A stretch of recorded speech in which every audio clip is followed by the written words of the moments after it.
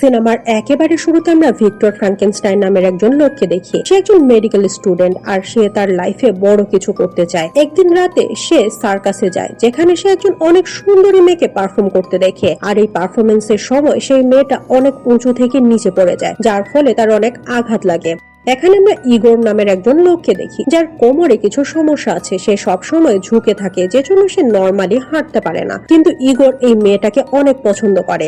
উঁচু থেকে পড়ে যাওয়ার জন্য এই মেয়েটা ঠিকভাবে নিঃশ্বাস নিতে পারছিল না। কিন্তু তখন ইগোর বুঝতে পারে মেয়েটার কি সমস্যা হয়েছে। সে জানে এই মেয়েটাকে কেমন করে ঠিক করতে হবে, কারণ ইগোর হিউম্যান স্ট্রাকচার সম্পর্কে অনেক কিছুই জানে। তার কারণ হলো সে আসলে কুঁজো অর্থাৎ হ্যান্ডব্যাগ। সে বাঁকা হয়ে হাঁটে, আর সে তার এই কুঁজ ঠিক করার জন্য অনেক স্টাডি করেছে। তার কাছে কোনো ডিগ্রি নেই, কিন্তু তারপরেও সে কোনো ডক্টরের থেকে কম নয়। এখন কিছু সময়ের মাঝে সে এই মেয়েটার জীবন বাঁচায়। মেয়েটা আবারও ঠিকভাবে নিঃশ্বাস নিতে পারছে। ভিক্টর ফ্রাঙ্কেনস্টাইন সবকিছু দেখে অনেক অবাক হয়ে যায়। তাই সে ইগোরের কাছে গিয়ে জিজ্ঞেস করে, তুমি এসব কেমন করে করলে? উত্তরে ইগোর জানায়, আমি অনেক বই পড়েছি। ভিক্টর তাকে বলে, তুমি সার্কাসে তোমার সময় নষ্ট করছো, তুমি আমার সাথে চলো, আমি তোমার জীবন বদলে দিব। আর এসব কথা যেখানে রিং মাস্টার বা রিং লিডার শুনে ফেলে। আর এই লোকটা এই জায়গাটা অর্থাৎ এই সার্কাসের মালিক। সে ভিক্টরের কথা শুনে অনেক রেগে যায়, কারণ ইগোর সত্যি সত্যি এখান থেকে চলে যেতে চাইছিল। তাই রিং মাস্টার তাকে একটা খাঁচার ভেতরে আটকে রাখে। এরপরে ইগোরকে বলে, তুমি যদি এখান থেকে পালানোর চিন্তাও করো, তাহলে আমি তোমাকে পুলিশে ধরিয়ে দেব। তুমি আমার গোলাম। তুমি হিউম্যান বডি সম্পর্কে যে বইগুলো থেকে পড়ে জেনেছো, সেগুলো সবগুলোই চুরি করা বই। পুলিশ এক মুহূর্ত দেরি না করে তোমাকে ধরে ফেলবে। কিছুক্ষণ পরে ভিক্টর ফ্রাঙ্কেনস্টাইন এখানে চলে আসে, আর সে ইগোরকে সেই খাঁচা থেকে মুক্ত করে পালাতে সাহায্য করে। এমন সময় সার্কাসের অন্যান্য লোকেরা তাদের দেখে ফেলে আর তাদের ধরার জন্য পিছু করতে শুরু করে। কিন্তু অনেক কষ্ট করে ভিক্টর ইগোরকে নিয়ে পালিয়ে তার বাসায় চলে আসে।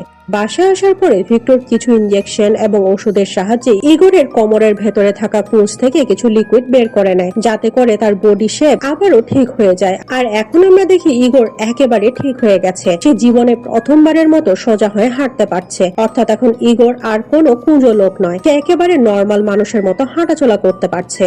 অন্যদিকে আমরা পুলিশ অফিসারকে দেখি, যে কিছু লোকাল মার্ডার এবং ইগোরের মিসিং হওয়ার ব্যাপারে ইনভেস্টিগেশন করছে। এদিকে ভিক্টর ইগোরকে বলে, আমি একটা এক্সপেরিমেন্ট করছি, আর এটার নাম হলো রিভার্সাল অফ ডেথ। অর্থাৎ আমি কোনো মৃত মানুষ বা প্রাণীকে আবারও জীবিত করতে পারি, কিন্তু এর জন্য আমাকে অনেক কাজ করতে হবে, আর তুমি আমাকে অ্যাসিস্ট করবে।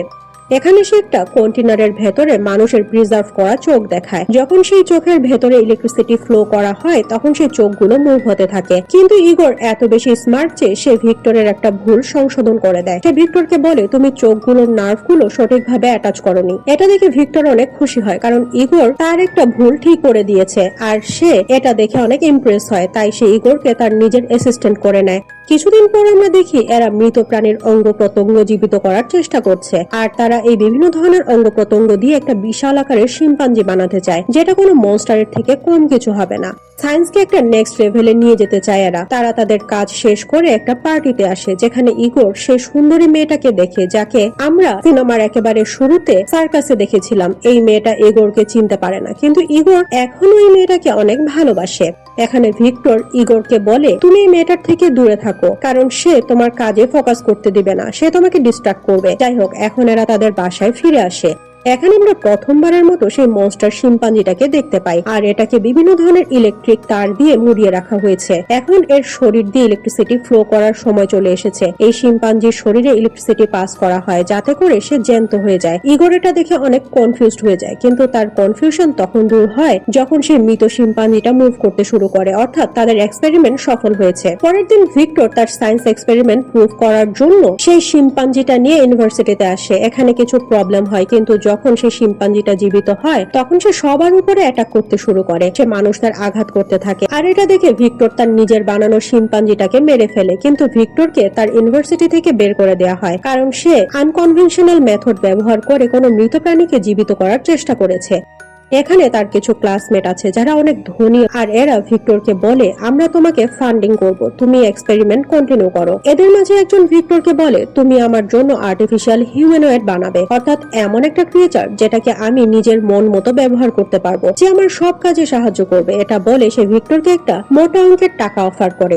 এদিকে আমরা ইগোরকে দেখি যে এই ছেলেগুলোর সাথে কাজ করতে চাইছিল না, কিন্তু ভিক্টর ইগোরকে সম্পূর্ণভাবে ইগনোর করে তার বড়লোক বন্ধুদের অফার অ্যাকসেপ্ট করে নেয়। বাধ্য হয়ে ইগোর তার কথায় রাজি হয়, কারণ ভিক্টর তাকে একটা নতুন জীবন দিয়েছে, তার কোমর ঠিক করে দিয়েছে, তার জীবন বাঁচিয়েছে আর তার উপরে অনেক দয়া করেছে। তাই ইগোর ভিক্টরকে সাহায্য করার জন্য রাজি হয়।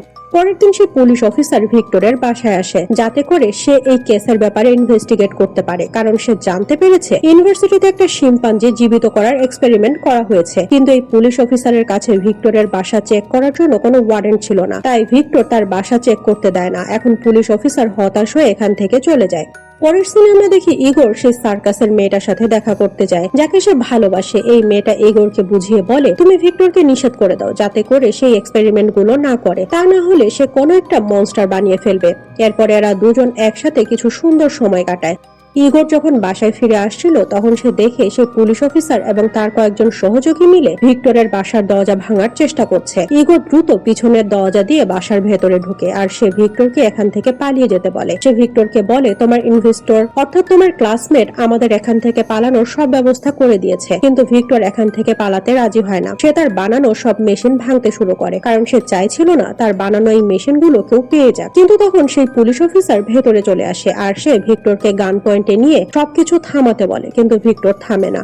এখন ভিক্টর এবং পুলিশ অফিসারের মাঝে ফাইট হতে শুরু করে, আর এরকম হাতাহাতি করার সময় ভিক্টর সে পুলিশ অফিসারকে ধাক্কা দেয়, যে জন্য সে পুলিশ অফিসারের একটা হাত অনেক বড় গিয়ারের ভেতরে আটকে যায়। আর দেখতে দেখতে সেই পুলিশ অফিসারের হাতটা কেটে যায়। এখন আমরা দেখি পুলিশ অফিসারের একটা হাত আর নেই।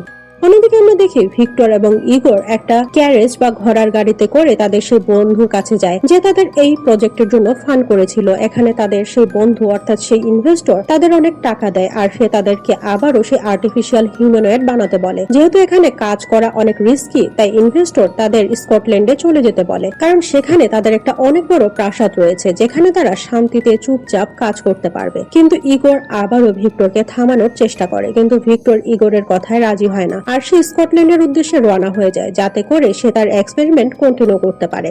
যখন ভিক্টর চলে যায়, তখন সে ইনভেস্টর ইগোরের কাছে আসে আর সে বলে, যখন এই এক্সপেরিমেন্ট সফল হয়ে যাবে তখন আমি ভিক্টরকে শেষ করে দিব, আর তার বানানো আর্টিফিশিয়াল হিউম্যানয়েডকে আমি অস্ত্র হিসেবে ব্যবহার করব। যেহেতু এটা আর্টিফিশিয়াল হবে, তাই এর শরীরে কোনো গুলি লাগবে না, আর তাকে কেউ মারতেও পারবে না। এই হিউম্যানয়েড আমার ইশারাতেই চলবে। এসব বলে সেই ছেলেটা ইগোরকে একটা বস্তার মধ্যে ভরে পানিতে ছুঁড়ে ফেলে, কিন্তু অনেক কষ্টে ইগোর তার হাত পায়ের বাঁধন খুলে ফেলে আর নিজের জীবন বাঁচিয়ে উপরে উঠে। এখন ইগোর নিজের জীবন বাঁচানোর পরে সে সার্কাসের মেয়েটার কাছে যায়, আর সে তাকে বলে, ভিক্টরের জীবন এখন অনেক ঝুঁকিতে আছে, আমাদের তাকে বাঁচাতে হবে। এখন এরা দুজন মিলে স্কটল্যান্ডের উদ্দেশ্যে রওনা হয়ে যায়, যাতে করে তারা ভিক্টরকে বলতে পারে তার বন্ধু কাজ শেষ হয়ে গেলে তাকে শেষ করে দিবে। স্কটল্যান্ডে আসার পরে ইগোর ভিক্টরকে সবকিছু বলে দেয়। সে বলে, তোমার বন্ধু তোমার সাথে খেলছে, এই কাজে তোমার জীবনের ঝুঁকি রয়েছে। কিন্তু এসব কিছু জানার পরেও ভিক্টর এই এক্সপেরিমেন্ট কন্টিনিউ করতে চায়। এখন ভিক্টর ইগোরকে একটা সিক্রেট বলে। সে বলে, বেশ কয়েক বছর আগে একটা অনেক বড় ঝড় এসেছিল, আর সে সময় আমার ভাই মারা যায়। এখন ভিক্টর তার ভাইয়ের মৃত্যুর জন্য নিজেকে দোষারোপ করে, আর সে তার এই এক্সপেরিমেন্টের মাধ্যমে তার ভাইকে জীবিত করতে চায়। কিছুদিন পরে সেই ইনভেস্টর এবং পুলিশ অফিসার এখানে চলে আসে, কিন্তু অন্যদিকে ভিক্টর তার এক্সপেরিমেন্ট করতেই থাকে। আর এই এক্সপেরিমেন্টের সময় অনেক বেশি ওভারলোডিং হয়ে যায়, অর্থাৎ অনেক বেশি ইলেকট্রিসিটি জেনারেট হয়ে যায়, যে জন্য সব দিকে ব্লাস্ট হতে শুরু করে, সবকিছু ডিস্ট্রয় হয়ে যেতে থাকে, আর তাদের মেশিনারিজ গুলো একে একে ফেটে যেতে থাকে। এই ব্লাস্টের কারণে সেই ইনভেস্টর মারা যায়। তখন পুলিশ অফিসার ভিক্টরকে বলে, এই সব কিছু ধ্বংসযজ্ঞের পেছনে তুমি দায়ী, তোমার কারণেই এসব কিছু হচ্ছে। যখন এরা এই বিষয় নিয়ে কথা বলছিল, তখন হঠাৎ করে ভিক্টর বানানো সেই মনস্টার উঠে দাঁড়ায় আর তার হাত পা মুভ করতে শুরু করে। এটা দেখে ভিক্টর অনেক খুশি হয়, কারণ তার কাছে মনে হচ্ছিল তার এক্সপেরিমেন্ট এখন সফল হয়ে গেছে। তাই সে সেই মনস্টারের কাছে গিয়ে তার সাথে কথা বলার চেষ্টা করে, কিন্তু সেই মনস্টার একটা কথাও বলে না। সে একটা জায়গায় স্থির হয়ে দাঁড়িয়ে থাকে। এটা দেখে পুলিশ অফিসার অনেক ভয় পেয়ে যায়, কারণ এই মনস্টারকে দেখতে অনেক ভয়াবহ মনে হচ্ছিল। তাই সে তার গান বের করে সেই মনস্টারকে শুট করে দেয়, যে জন্য মনস্টারের অনেক ব্যথা লাগে। তাই সে পুলিশ অফিসারের ওপরে অ্যাটাক করে তাকে শেষ করে দেয়। এখন এই মনস্টার ইগোর এবং ভিক্টরের সাথে ফাইট করতে শুরু করে, আর তাদেরও আঘাত করতে থাকে। কিন্তু এখন অনেক চেষ্টার পরে এরা দুজন মিলে সেই মনস্টারকে মেরে ফেলে। সবশেষে আমরা ভিক্টরকে একটা সমুদ্রের সৈকতে বসে থাকতে দেখি। সে ইগরকে একটা চিঠি লিখে, যেখানে সে তাকে লিখে তুমি সেই মেয়েটার সাথে দেখা করতে পারো। আসলে শুরুতে সে ইগরকে এই মেয়েটার সাথে মিশতে নিষেধ করেছিল। এছাড়াও সেই চিঠিতে ইগরের কাছে ক্ষমা চায়, কারণ ইগর তাকে বারবার এই এক্সপেরিমেন্ট করতে নিষেধ করেছিল। কিন্তু সে ইগরের একটা কথাও শোনেনি, আর এটা দেখিয়ে এই সিনেমাটা এখানেই শেষ হয়ে যায়।